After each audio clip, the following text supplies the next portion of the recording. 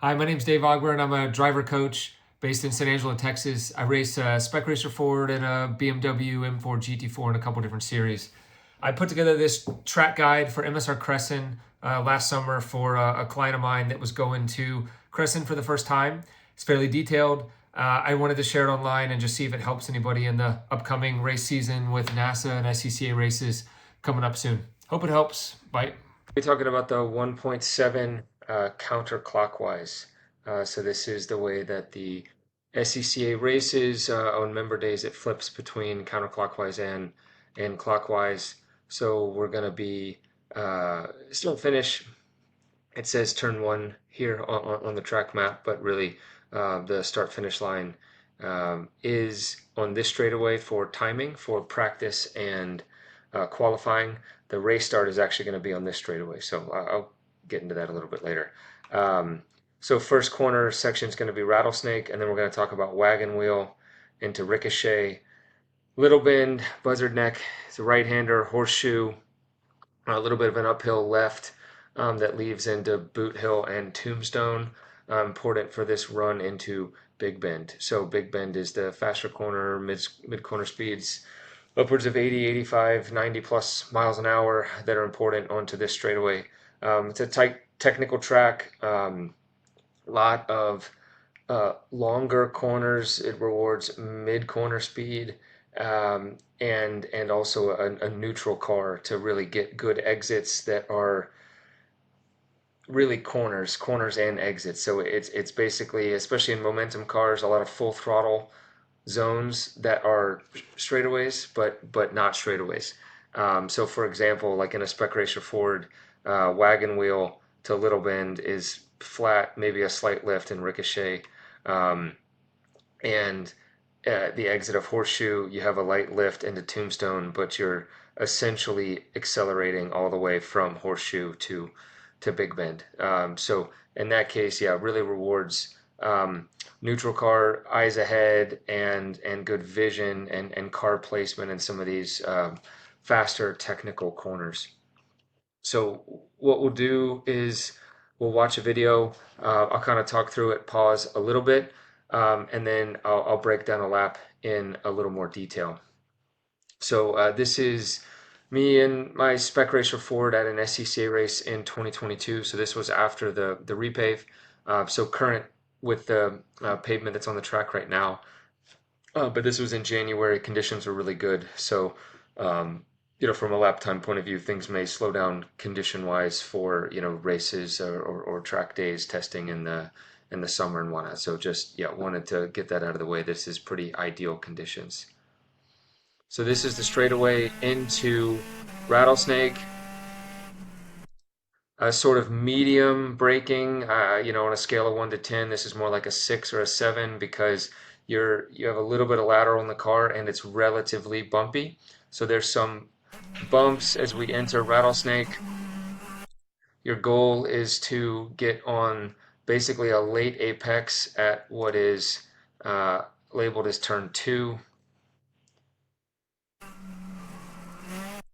Hustle the car, set up for another sort of mid to late apex, but this is a hustle the zone section, so really get on the throttle. Should be a light lift for turn 3 into wagon wheel. A little bit of a brake to set the car. It's downhill and off camber, so it's easy to wash out, or if you carry the brake too long, to get a little bit of oversteer on entry. But you want to get the car turned fairly early in the corner, get the car back on the rear tires, get on the throttle, and like I said before, this section, you really accelerate from here all the way into Little Bend. In a higher horsepower car, more like a GT car, be a little bit different. We can talk about that. But for momentum cars, like a lower horsepower production car, Formula cars, more Miatas, your Spec MX-5 and Spec Racer Fords, this is a really important exit, and you're basically accelerating all the way into Little Bend. So feet on the throttle. Here I get in full throttle up to third. So ricochet is a blind exit. So this is the most treacherous corner on the track for sure. Mid corner speeds will be upper 80s. to low 90s in a car like a Spec Racer. I use the rumbles on the right side. It wouldn't, that I would work up to that, but I'm really trying to open up this corner as much as possible. Just one note in general. You'll see cones out here in the video. A lot of times for member days and the club weekends, they do leave cones out. But I always advise people I work with, yes, you can use the cones, but you have to have a backup reference or be able to use your eyes to get you into the corner, because I've seen these cones get hit and one car hits them and the next two guys go off. So just, yeah, be careful. Don't rely on the cones too much. It's better to have permanent markers or permanent references on the track, with pavement markings, curbing, something like that. So let me back up a second so we can go into ricochet. So I would start with an earlier light brake there, and then try to accelerate down the hill. It's a little bit of a straight line braking zone into Little Bend. You can see it's a little bit of a blind to the apex, so apex is going to be off over here on the right side. So we're going to set up for a bit of a late apex, but because there's a little bit of a groove that the car drops in. So there's a pocket right here where there's a little bit of a dip and the car gets a little more grip. So the cone is in the right place, but that cone may always not be there. So you just have to be careful. Trying to get on a throttle early, use this curb on the exit, maximize the arc. Buzzard neck, fairly quicker than it looks. So you want to get a little bit of a straight line brake and then start to trail and really attack this corner. So a lot of entry speed, a lot of speed through the mid corner, and there's really no straightaway afterwards. So this is a corner where maximizing your rolling velocity. I use all of the track, so from entry, mid, exit to maximize that arc. I have played with different lines here, and typically the more speed I carry through Buzzard Neck, any sacrificing of Buzzard Neck to have the car farther right to set up for the exit from Horseshoe doesn't pay dividends, because I can still end up getting the car rotated into Horseshoe and maximize that exit, and the speed through Buzzard Neck is important. Quick braking zone, quickly, usually a downshift.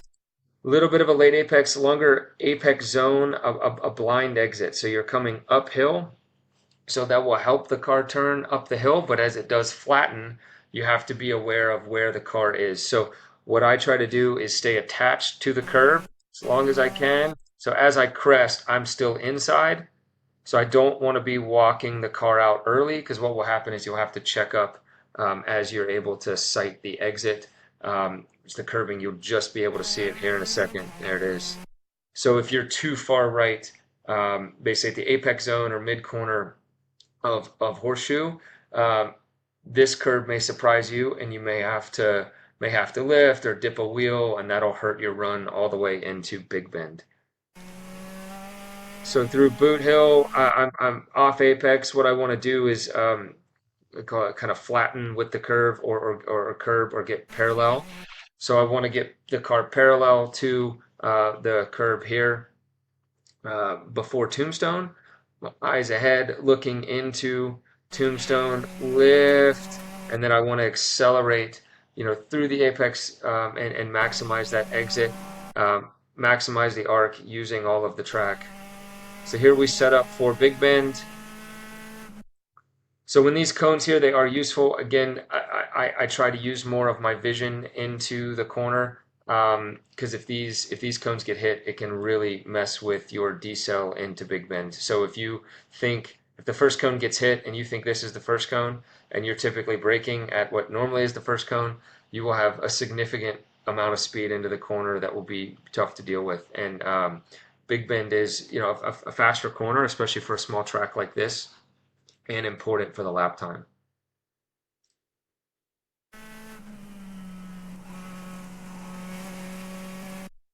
So along apex zone, so a little bit of a straight line brake, quickly trail, get the car pointed, and then you want to use some maintenance throttle, get the car back on the rear tires, put a little load on the rear tires, let the car take a set, and as soon as you get into this mid corner,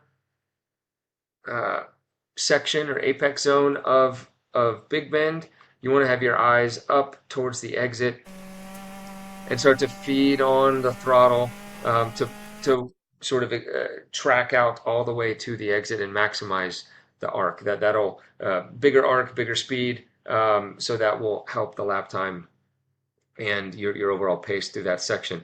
And that's it. So not a ton of corners. So we'll go back and rewatch this lap, break it down a little bit more. Okay, so we'll head into Rattlesnake. This is the start finish line. So these cones will typically be out here on club weekends and member days. So this is typically, if you use an aim, this is where your lap time will take, and this is the timing line for practice and qualifying. So there will be some cones on the left.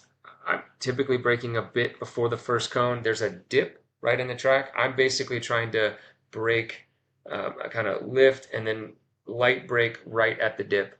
Like I said, this section is a bit bumpy. So this is not a section where we're going to be attacking max brake like at the end of a longer straightaway, like say in Dakota, turn 12, something like that. That's a little bit downhill. But a traditional end of straightaway straight line braking zone where you're braking like at the absolute limit of the straight line potential of the car, this is not that. So this corner tends to reward lighter braking, and there are really two lines that people take. One is a sort of a B line for the apex of turn 2, and one is a little bit farther to the left. And then you're making a real aggressive late apex into turn 2. I typically take the B line approach and try to cut some distance.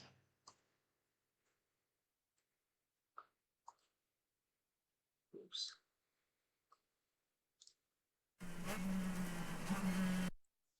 So I'm getting most of my speed out of the car in that straight line zone. So you can see my brake pressure went up and has already started to drop into more of like a trail braking. So what that looks like is you're braking on a diagonal, and then we're about right here in the video. And then what we're going to do is release a little bit and then try to get the car on the backside of this curb. So for a late apex, that opens up turn 3 and allows you to get a nice run from turn 3 into wagon wheel. So my eyes are over in this area. That's really where I want to get the car. So I'm going to continue to brake in a relatively straight line, but I'm going to start turning in some light steering to start bending it in, and then I'll have a more aggressive turn in as I finish the trail phase of the braking. So there's the more aggressive turn in.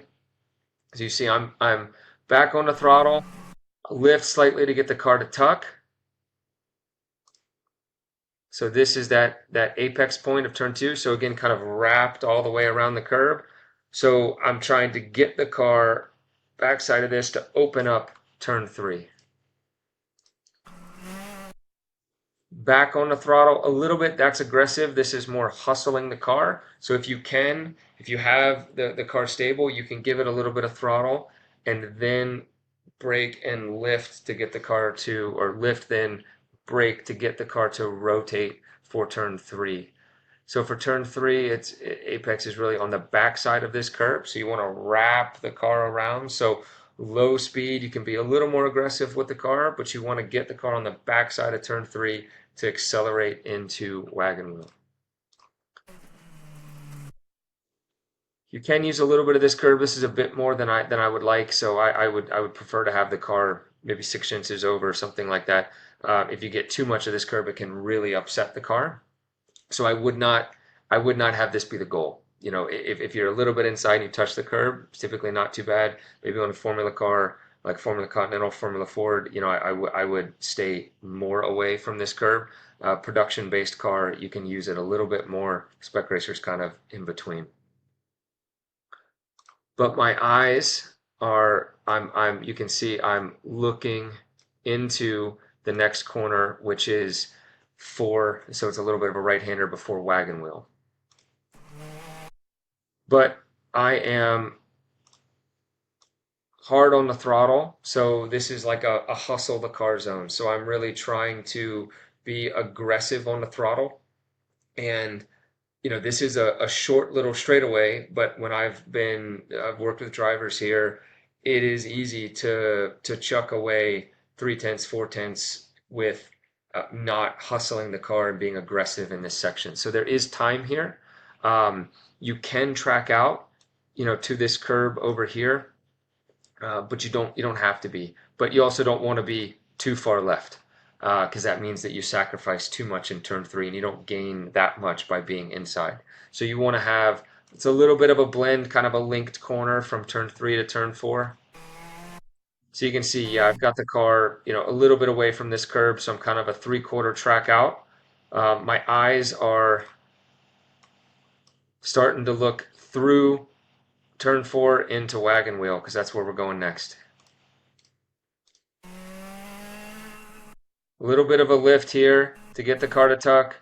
A little bit more curb there than I would like, but back to full throttle, hustling the car. Now we're braking. So we're braking in this straight line section, but we're bringing the car to the left. So you can see my eyes are looking into the mid-corner phase. I'm trying to look as far ahead as I can, so that I can set the arc and maximize my exit through wagon wheel. So I'm already released the brake, letting the car roll a little bit. You see my head is cranked all the way to the left. I'm looking as far ahead as I can, to try to sight that exit and really see and feel when I can start to feed the throttle on.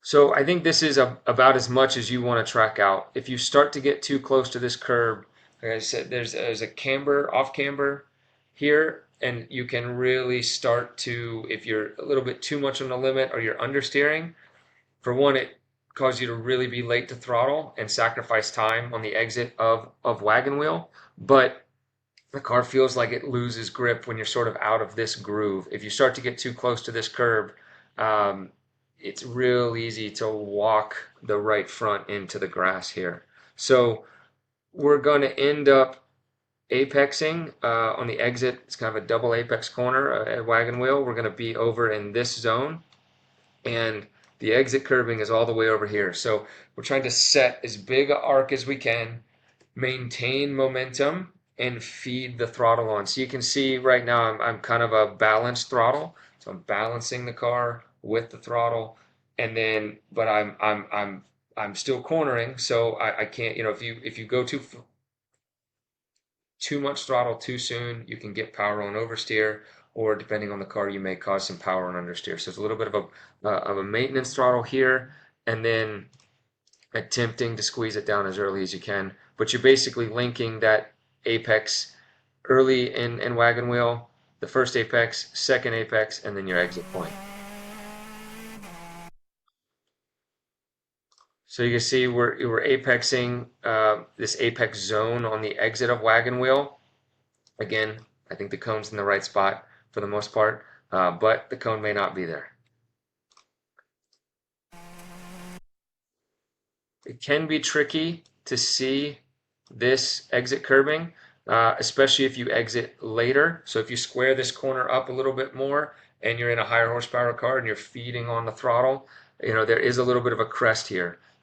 So in most momentum cars, lower horsepower, I am, my exit point is earlier than that. So using all of the track, but this curve does run out. So you can see I pretty quickly have to bring the car left. So you got to have a lot of comfort with the track to be able to use that curb.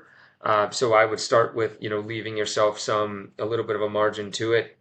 And then if you really get honed in on the line and your vision and where you're placing the car, you can start to use that curb, but you got to know where it ends so you can bring the car back to the left. There's something about the dirt at Cresson that you will have no grip in the next corner or the corner after that. So I have dipped a wheel there, and it makes ricochet not fun.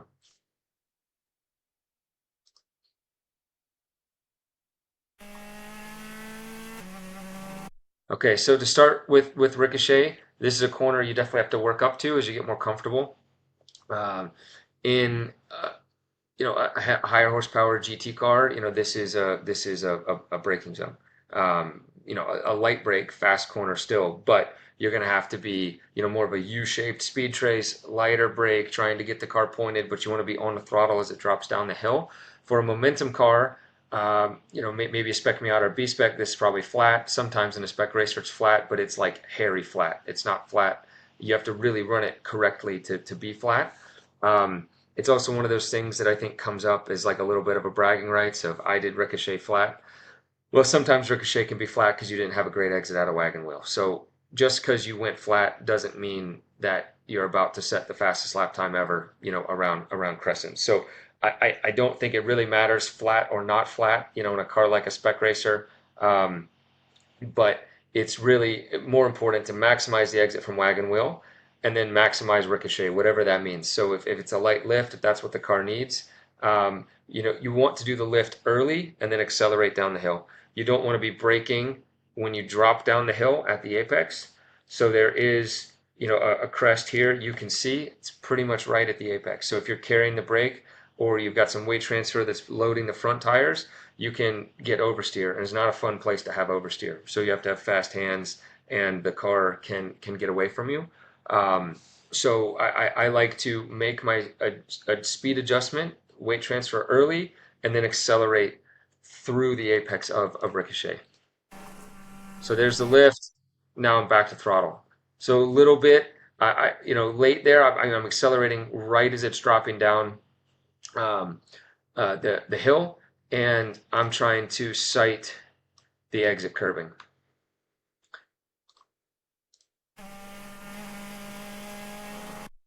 So you can use this curbing on the exit. I would advise, to start a little bit left and work your way out here. You're living dangerously if you're starting to put the car, 3 inches off the track edge.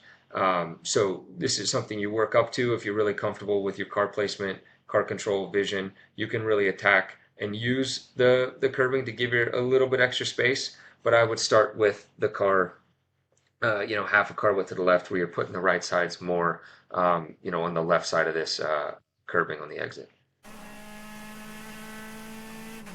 Okay, bring the car back left. So there used to be multiple cones they would put here. Again, this day I was running, I don't know if somebody hit this cone, but it's a good example of I'm not using the cones. So this is a corner where there is really no good reference. So you have some references from the start of this curve that you can see.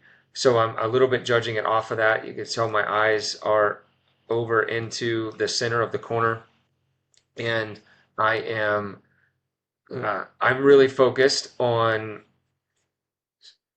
pulling a little bit of speed out with a medium brake, like a 5/6 brake pedal. But then I am trying to trail into the corner, get the car pointed, and then run as big an arc as I can through a little bit and maximize my mid corner speed.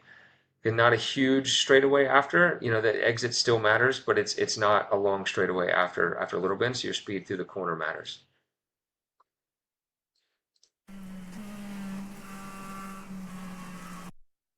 So setting up for a late apex, there is kind of a groove here that the car drops into, a little bit of a pocket. So the farther left you are, the less grip you will feel. That also shortens the arc and will drop your mid-corner speed. So it's important to basically track out, get the car to this late apex zone, and then maximize the exit by using all of the track on exit. Again, I'm using the curb. Same speech. I would bring the car a little bit right and work up your comfort on how aggressively you're tracking out. So into buzzard neck, so you see there's typically 3 cones here that are always marked for the club weekends or the SCCA weekends. I'm braking a bit before the first cone. These cones aren't here. I'm sighting it more off of the start of this curbing on the right, and it's using vision to judge the decel. So again, still a lighter brake. Cresson's all about keeping momentum up and keeping your rolling velocity up because there's not a lot of traditional, point and squirt. You want to get the car, pointed and on the throttle as early as possible type traditional exits. It's a lot about keeping your average speed up through all the corners. So I'm setting up for a bit of a late apex.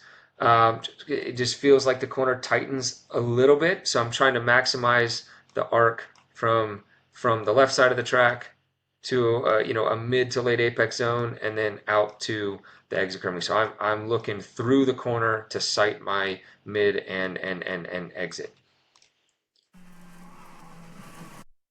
Balance the car so we're back on the throttle. Using all of the tracking out left, but I'm going to keep the steering in it because I want to bring the car back to the right. And then I'm usually mid to 2/3 right. You don't want to waste too much time swinging all the way back to the right. There's just not enough room. So bring the car back mid track, 2/3, something that's comfortable, but you don't want to like Scandinavian flick yourself into the corner. So you want to bring it back right, but then still be able to get it back for the turn into horseshoe. Apex zone, late apex. So think about braking, trailing, and running a nice arc that gets you to that late apex and allows you to get on the throttle early. Okay, so here to that apex zone, I'm going to stay attached. I'm just trying to follow this curb because I know that this crest right here, if I start to walk the car farther out to the right, I'm going to run our road. There you go. Now I can start to see. I'm looking ahead at this exit curbing on the right, trying to maximize, use a touch of this curb, but you can see it ends right here, right there. So if you're on it, you can only be on it, but so far you're going to dip a wheel into the dirt. And there's a lot of times little pockets develop as more people do that, and it can be pretty abrupt on the car.